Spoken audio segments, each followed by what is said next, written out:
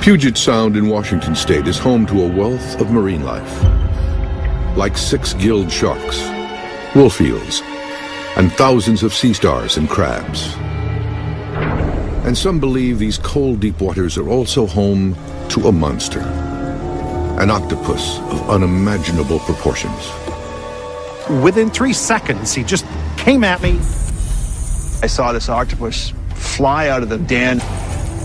The beak was right there. I've heard the stories about octopuses that are over 100 feet or even up to 200 feet. As long as man has been sailing the seas, there have been legends of monsters lurking below in the depths. Andros, the largest island in the Bahamas, is home to one of these legends, an octopus monster called Lushka. Andros is surrounded by blue holes, deep craters in the ocean floor. Some are nearly 500 feet deep. It is in these holes the Lushka is said to live. In the Bahamas, there has been legends of these giant octopods attacking the boats of the local natives. For cryptozoologists, these are not just tall tales, but sensationalized versions of a real-life monster octopus. A monster that may live here in Puget Sound, Washington, where the bottom can drop off to 700 feet or more. Like the holes in the Bahamas, only murkier, darker, easier for a beast to hide.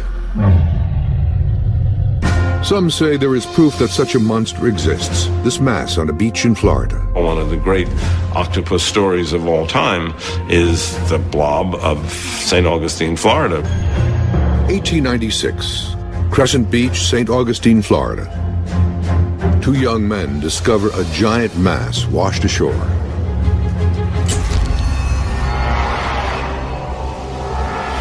It was a big thing. It was 21 feet long, stood 7 feet high. A local physician, DeWitt Webb, was one of the first on the scene to inspect the 5-ton mass. He believed it to be the remains of a giant octopus. Dr. Webb had sent correspondence and photographs to Professor Varel of Yale University.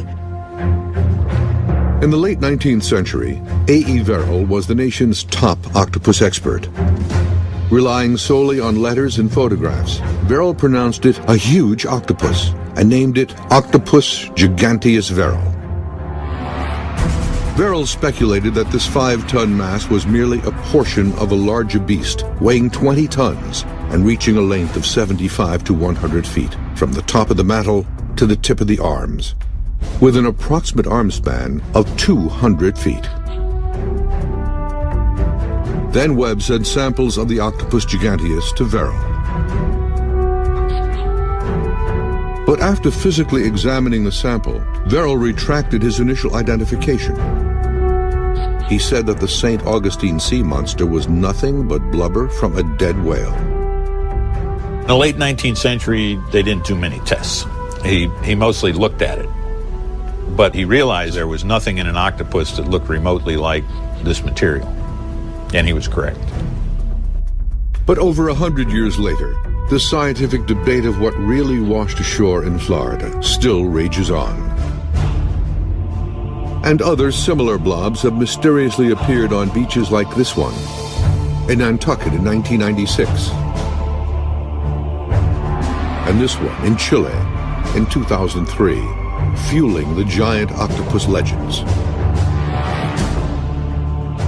Could a 200-foot monster octopus exist? And if so, what havoc could it wreak on humans and marine life? The Monster Quest investigation is focused on Puget Sound because it's home to the largest known species of octopus, called the giant Pacific octopus, which are in great abundance here. If it is hospitable for this species, it may well be a comfortable home for Octopus giganteus, a completely different species yet to be confirmed by science.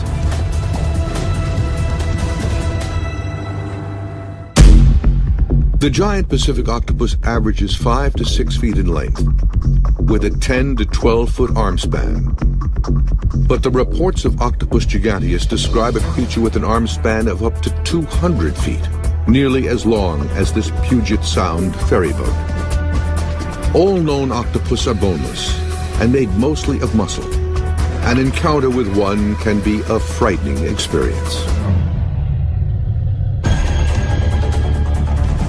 1994, Seashell Inlet, north of Vancouver in British Columbia, Canada. Doug Pemberton and cameraman Danny Morrow witnessed an unusually hostile octopus.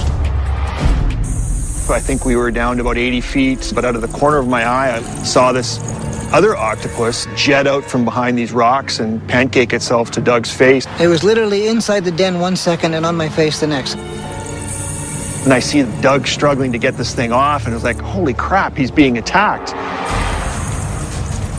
This is the actual video of the attack on Pemberton, captured by Morrow. I wrapped most of its arms around my head and started to pull my mask off. Pemberton struggled to free himself from its grasp. The regulator was starting to come out of my mouth almost immediately. The regulator is a diver's only source of air. Without it, Pemberton could have died. The giant Pacific octopus that attacked Pemberton was an average size, about 25 pounds with an 8-foot arm span. But it was extremely powerful. It was really quite shocking. I've never seen an octopus come out and be that aggressive that quickly.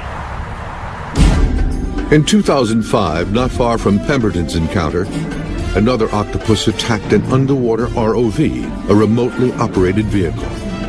The 80-pound creature first grabs a cable, then launches itself toward the ROV. The operator blasts it with the vehicle's thrusters. The octopus endures the beating, but finally gives up, freeing the ROV. Hey, Mark, how's it going? Hey, Dale. Hey, get in here, would you? Sure. A team of seasoned divers and support crew have been assembled in Washington state to try to find the giant monster which may lurk below these dark waters. Marine life researcher and diver Scott Cassell, along with commercial diver Dale Pearson, believe that such a creature is out there. I am a firm believer that the Octopus giganteus for real is a true species.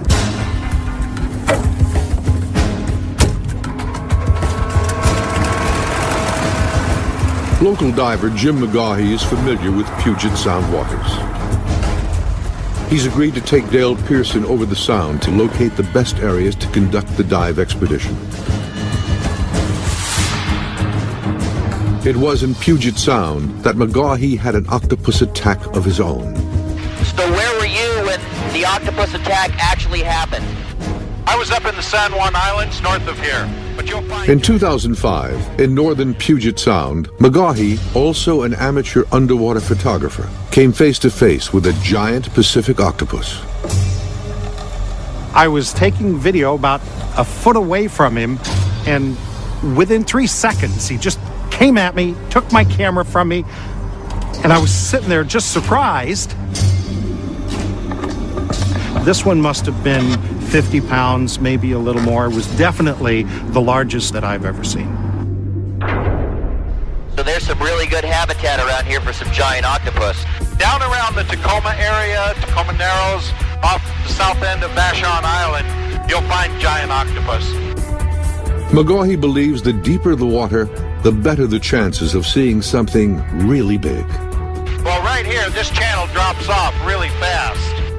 Giant octopus are all over out here. The divers' investigation will utilize several underwater camera systems to try to capture the beast on film, either roaming the sea in search of its next meal or lurking in its den. The hope, obviously, is that we can catch one on film while we're down in the water. The divers will film with their own high-definition underwater video camera system.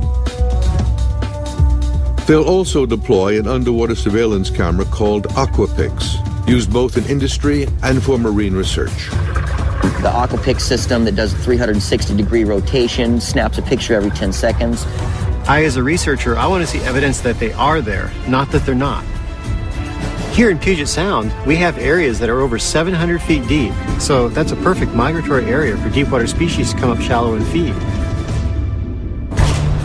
With an abundant food supply and plenty of octopuses for Octopus giganteus to feed on, Puget Sound is the perfect place for such a beast to live. And the Monster Quest team is out to find it. That was awesome! That was awesome. I mean, it was like fighting another person. Day 1. The Monster Quest expedition to find the legendary beast called Octopus giganteus is underway. Divers Dale Pearson and Scott Cassell board the sampan captained by Rick Myers. The site of the first dive will be near Vashon Island in Puget Sound, just north of Tacoma. Puget Sound can be a dangerous place to dive. The area is home to various sharks and eels. The current this season is the roughest it's been all year. And the water temperature is close to freezing. Hope I don't drift too far from shore. Their main goal in this first dive is to search for signs of octopus that could be food for the monster. Their theory, find the food supply and you might find the creature coming up from below to feed. Cassell and Pearson use a wireless intercom system to maintain communication with the topside crew.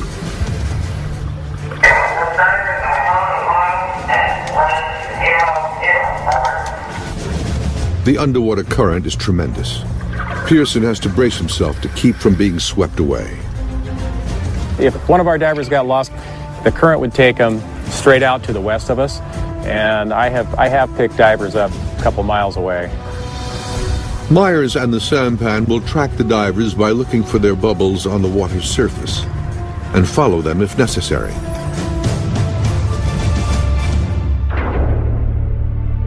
Puget Sound is deep. Carved by glaciers, it has sharp drops in places. Much of the sound is 600 to 800 feet deep. Ample depth for a creature with an arm span that could stretch 200 feet. I don't believe that octopuses that big exist.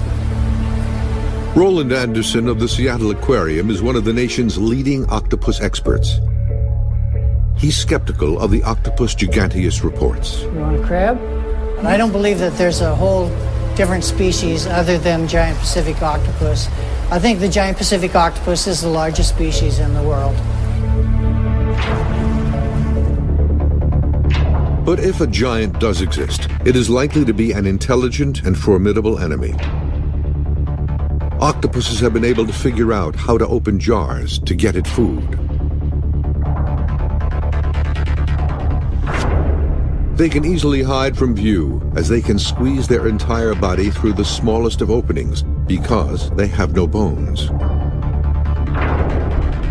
And they are the masters of disguise, able to not only change their color, but also the texture of their skin to avoid predators. Octopus have been known to eat each other and even attack animals that seem far more dangerous. Octopuses eat just about anything that they can grab. Well, a number of years ago, we used to keep octopuses in a large tank here at the aquarium, and we also had small sharks. We noticed that some of the sharks were disappearing, and there were partially eaten bodies left on the floor. So we stayed up one night to find out who the culprit was.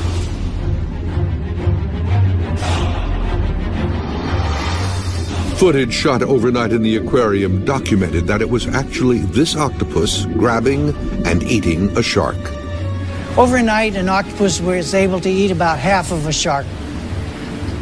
Most octopuses are docile. Most octopuses don't like humans. But octopuses do have different personalities, and some of them are aggressive. If a known species like the giant Pacific octopus is capable of attacking a shark for food, the carnage that Octopus giganteus can cause is profound, and history abounds with evidence of such a beast. Homer's Odyssey, written about 650 BC, describes Scylla, a horrible sea monster that dwells in rocks, laying in wait for passing ships. Some believe Skyla's behavior is based on that of an octopus. And in the 1916 film version of Jules Verne's 20,000 Leagues Under the Sea, the struggle with the giant squid of the book was transformed into a battle with a giant octopus. Some believe this film isn't all fiction. Just 20 years before the film was made, the St. Augustine blob washed ashore in Florida, and octopus expert A.E. Verrill quickly called it Octopus giganteus, igniting a scientific debate which continues to this day. Octopus giganteus, as far as most biologists are concerned, doesn't exist. Cell biologist Sidney Pierce has analyzed the St. Augustine sea monster, portions of which still survive today. When we first got the piece of the St. Augustine sea monster, I was very confident that I could rapidly show that it was a gigantic octopus and it would be my key to fame and fortune. But for Pierce, what washed ashore in 1896 really was nothing but a mass of whale blubber, which is comprised mainly of collagen. An octopus is an enormously muscular organism, and there's not much collagen in it. In whale blubber, the collagen fibers are put together in bundles, and they're woven together in perpendicular sections like this. Pierce and his research team used an electron microscope to magnify their samples several thousand times, and also conducted biochemical analysis. But the results all led to the same conclusion. This top right-hand corner here is a relatively higher magnification of what the whale blubber collagen looks like. And you can see the filaments running parallel to the screen and perpendicular to the screen. This is virtually identical to what we saw in the blob and the St. Augustine octopus.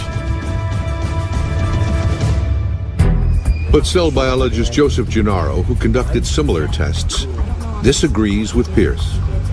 Even though many people said it's a whale, was never oily, was never fat. Gennaro compared a whale sample to that of the St. Augustine sea monster. You don't find that in anything but blubber. And now we're looking at the one from St. Augustine. We see tremendous numbers of fibers. In the whale, this is where we saw the blood vessels. You don't see that here. Gennaro firmly believes that the St. Augustine sea monster is a partial carcass of a huge, unknown species of octopus. There's just no question in our mind that that's really distinct, different from anything we know about that I tested so far. Certainly not a whale. A DNA test could end this debate, but the St. Augustine sample has been preserved in formaldehyde since its discovery in 1896. And recovering DNA from samples preserved in formaldehyde is extremely difficult, if not impossible. The great debate over what this mass really is lives on.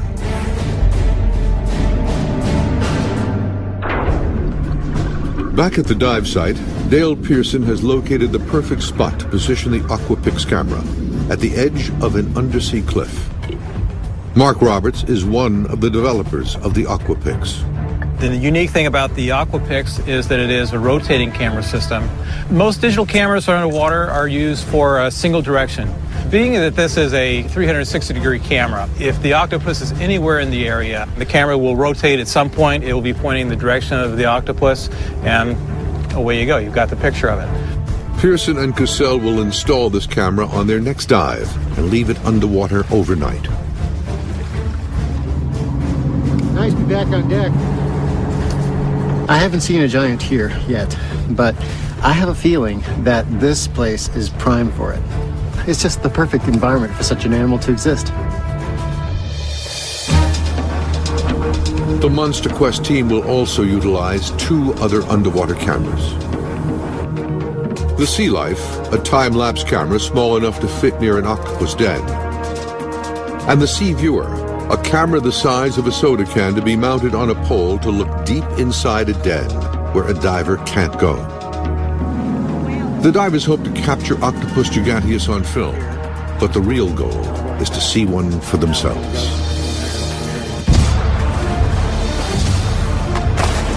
and he was charging right at the camera. He came after us again and again and again. The Monster Quest expedition to find the 200-foot-long monster octopus is entering its next phase, deployment of underwater surveillance. In their initial dive, Dale Pearson and Scott Cassell scouted the area for normal octopus and their dens. Since octopus can be cannibals, the hope is to catch a monster octopus in shallower waters, feeding on its smaller cousin. And they've located a drop-off wall to secure the Aquapix camera. It will sit on a ledge where the seafloor drops off hundreds of feet. We're going to have to anchor it down real good because the current's really, really bad. And Cassell and Pearson are joined by research diver R.J. Myers. It will take all three of them to secure the camera underwater, to prevent it from getting washed away in the rough currents. 100 feet down, the divers arrive at the camera location. Outside, this is Dale. We have located an area to deploy the camera, and we're deploying now. Over. To anchor the camera, the divers must secure 4 spikes into the rocky ocean floor to tie it down.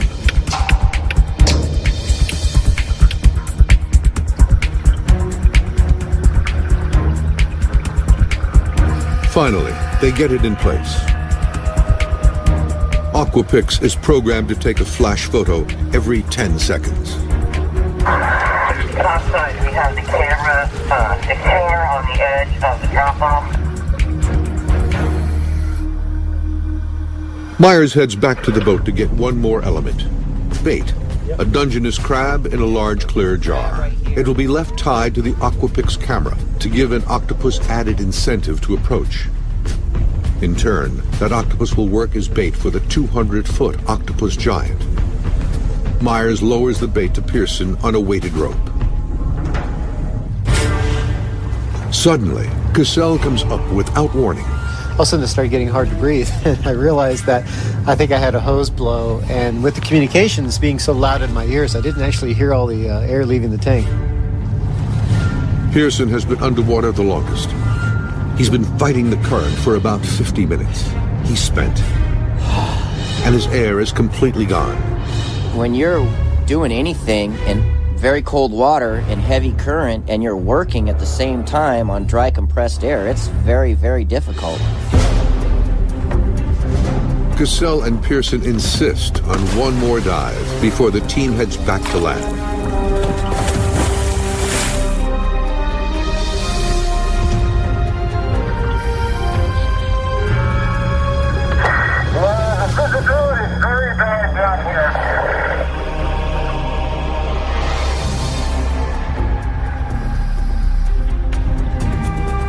Pearson sees a pile of leftover carcasses from octopus meals littering the outside of a cave.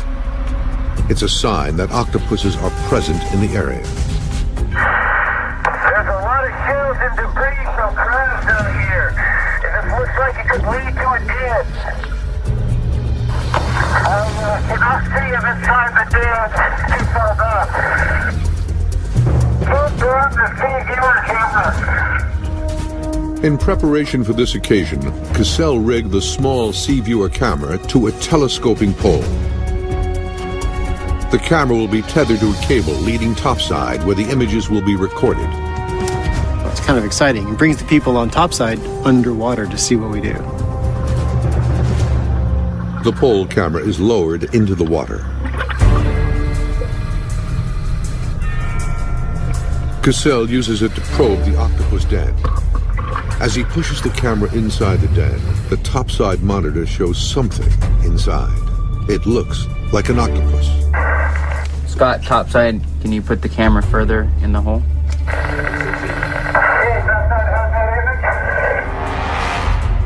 We have a good visual. There appears to be a rather large octopus in the den. Over. Based on the coloration, it appears to be a local giant Pacific octopus. But it's impossible to tell how big it is. Scott, topside, the arm that's showing looks fairly large in the screen. Over. As a defensive move, the octopus uses its funnel to stir up debris. This obscures the visibility. The octopus is clearly agitated by the intrusion and attacks the camera. Lots of tentacle action on the camera. Suckers are on the lens. Pull back slightly.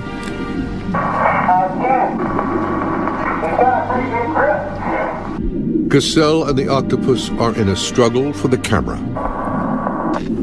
Can you move the camera at all? Though shapeless, the octopus is all muscle and very strong, and it can bite. The giant octopus feed on very thick-shelled crabs, so the bite pressure on these things must be immense. The only part of the octopus made of bone is a hard beak-type structure in its mouth. The beak is similar to that of a parrot, capable of cracking open the hardest crab and clam shells. To demonstrate its power, MonsterQuest went to George Delagrammaticus from the Cooper Union in New York City, one of the top engineering schools in the U.S.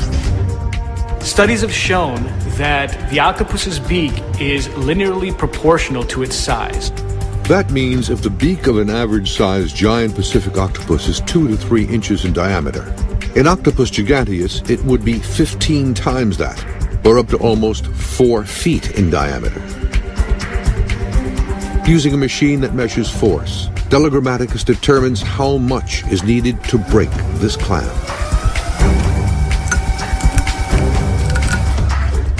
It takes on average about 100 pounds of force to crack into one of these shells. If an average-sized octopus must exert 100 pounds of force to crack a clam, a monster octopus 15 times the size would be 15 times as powerful, capable of applying an astonishing 1,500 pounds per square inch. Delagrammaticus tests how much power is needed to break open a coconut, a stand-in for a human head, although a coconut is in fact much stronger. It takes far more than the 100 pounds needed to crush the clam.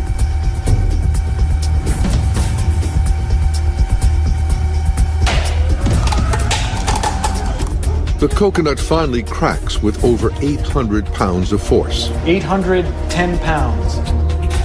Studies show the human skull can tolerate just 400 pounds per square inch before it fractures.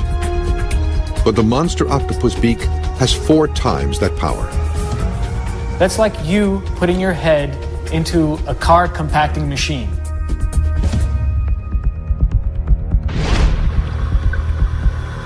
The struggle for the sea viewer between Cassell and the octopus is over. The octopus retreated too far back into the den for the sea viewer to reach. The divers return topside and head back to shore. Day 1 is over.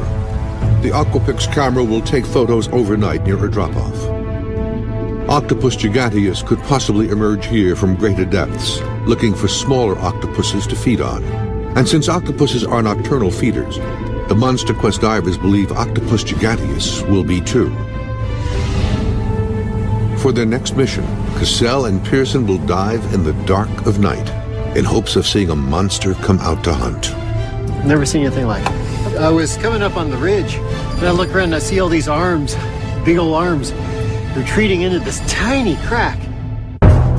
On Puget Sound, the expedition to find Octopus giganteus enters its 2nd day. But on this day, divers Dale Pearson and Scott Cassell are setting out in the sampan just before sunset. Hello!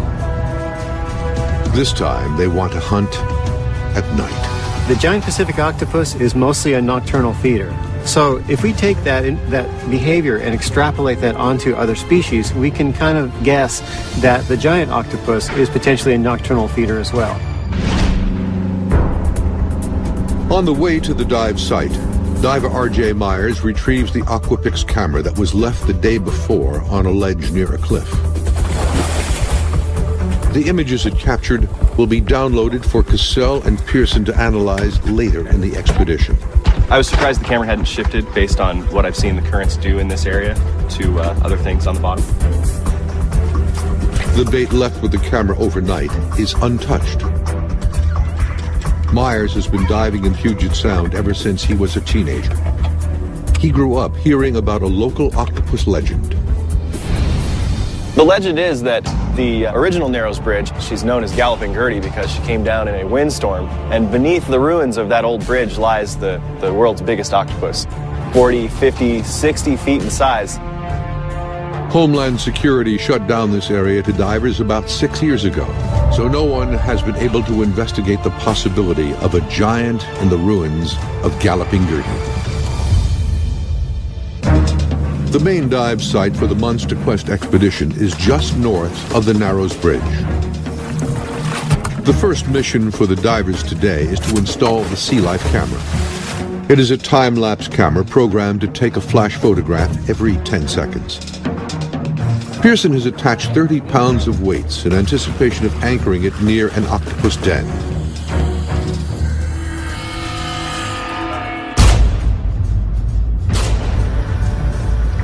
On one of the previous dives, Pearson saw a pile of shells at a cave opening, a sign that an octopus has been living there. We are deploying the camera into the position to film and photograph the front of the cave. Over. Dale, topside, copy. Positioning the camera in the cave, over. Since octopus have been seen eating other octopus, the time-lapse camera will be left behind overnight to try to capture Octopus giganteus, who might come hunting for a smaller cousin living inside this den. Okay, the camera is now in position, and I'm going to switch it on.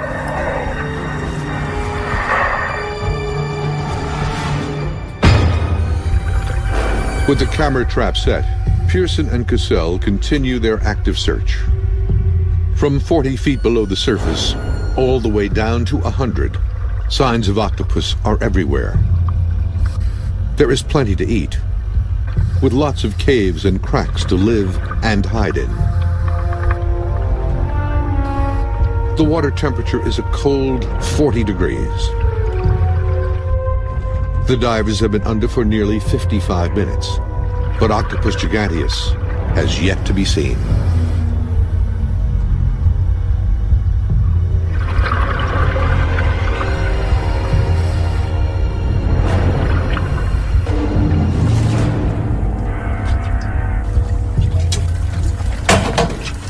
I thought for sure we'd see one right there, but... There are a lot of animals there feeding, which indicates it's very active. So we're on the right trail. It's getting darker, and since octopuses are nocturnal hunters, Cassell and Pearson are eager to start searching again in the dark of night. This dive will be the most dangerous of all the dives. Underwater, it is pitch black. They have a flashlight and the camera lights to guide them, but the visibility is still less than 5 feet. 40 feet from the surface, Pearson and Cassell search near a ridge for signs of an octopus. They go further down to 50 feet,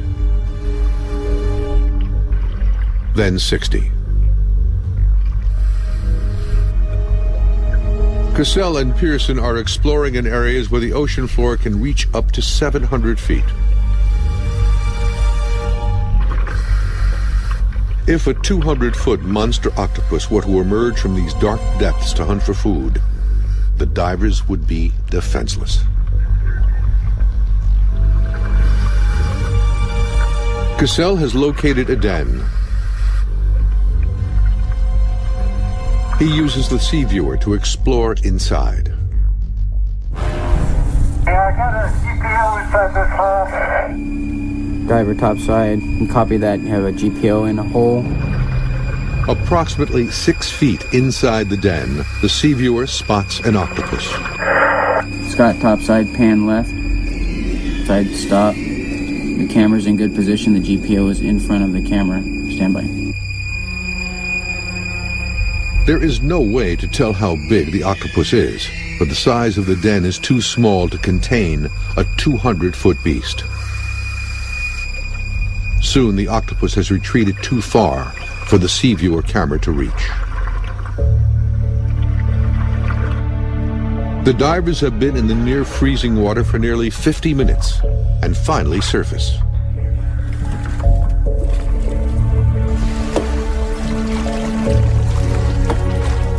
I was coming up on the ridge, and I look around and I see all these arms, big old arms, retreating into this tiny crack. And then it disappeared, and I looked at it, and sure enough, it was a GPO retreating back. This is a hugely rich area that could easily support a very, very big cephalopod, several hundred pounds to 1,000 pounds. I've never seen anything like it. Well, I think we had a great dive tonight.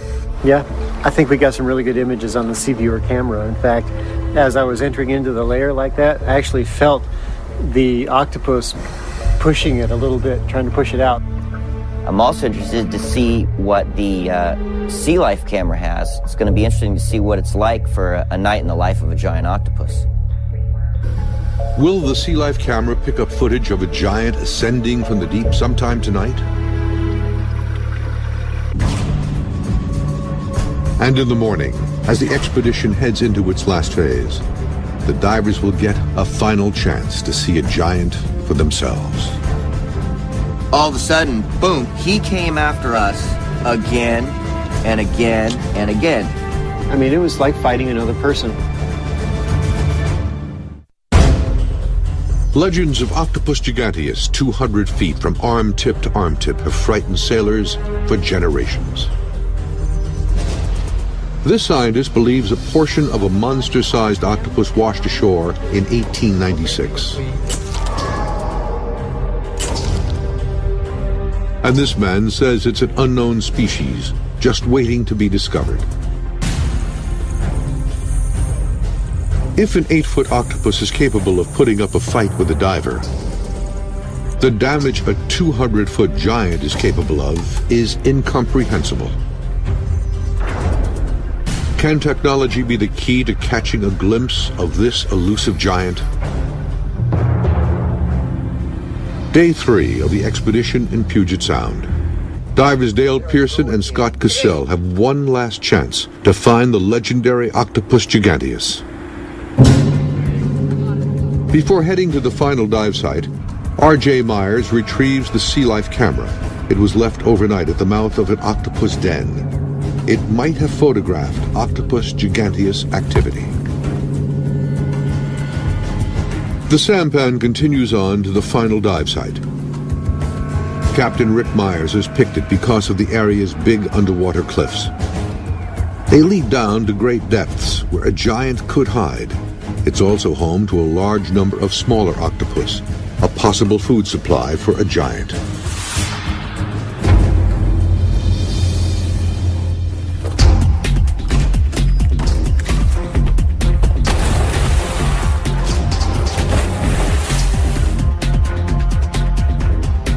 Visibility is low, and the currents are rough.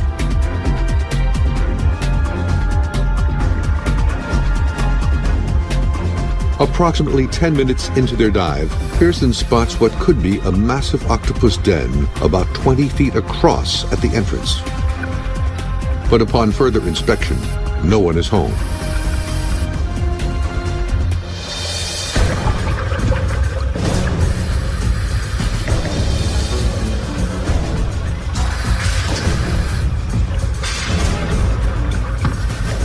Not far from the massive den, the divers encounter a giant Pacific octopus.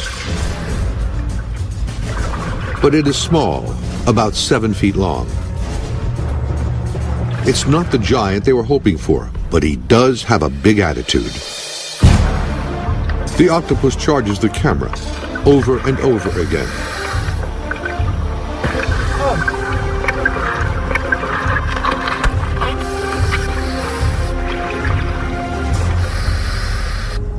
Cassell brings it to the surface so topside can have a better look. And as quickly as it was spotted, it leaves, heading for the depths.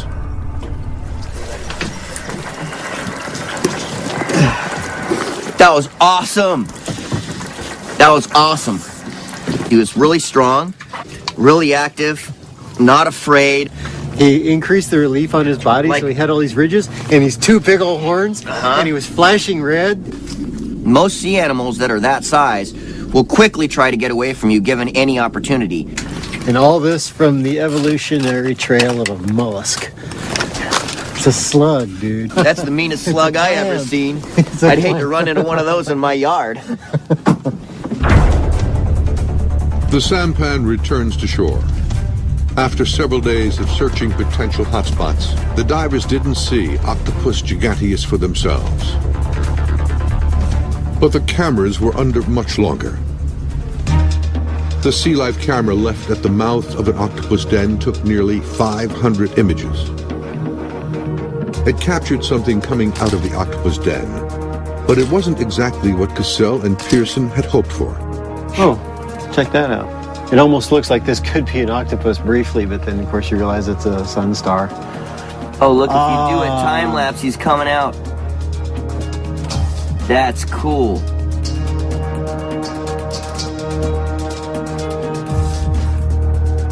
The Aquapix camera left at the edge of a seawall yielded nearly 3,000 pictures. Among them, another starfish going after the crab bait in the jar. That's a massive starfish, because that jar is like... A foot. Yeah. Yeah, so he's probably 3.5, 4 foot across starfish. That's a big starfish. Cassell sees something as the stills from the Aquapix camera roll by. Oh, was that it? Go back. This picture right here, this almost looks like the arm of an octopus.